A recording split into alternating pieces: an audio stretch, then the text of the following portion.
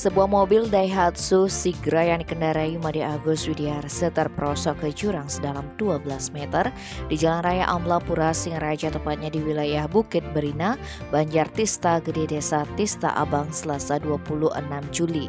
Kejadian tersebut membuat pengendara yang beralamat di lingkungan Kertasari Kelurahan Padangkerte tersebut harus dilarikan di rumah sakit RSUD Karangasem. Saat dibawa ke rumah sakit, korban dalam kondisi sekarat akibat kedua tangan beserta wajahnya mengalami luka bakar. Kapolsek Abang AKP Kadek Suadnyane mengaku belum bisa memastikan penyebab terjadinya kecelakaan tersebut dan masih melakukan penyelidikan lantaran minimnya saksi-saksi di TKP. Dugaan sementara, papar Kadek Suadnyane, peristiwa tersebut terjadi akibat out of control melihat kondisi jalan di tempat kejadian terdapat tikungan tajam. Terkait luka bakar yang dialami korban, AKP Suadnyane mengatakan saat kecelakaan bisa saja menimbulkan percikan api. Tim Bali Express melaporkan.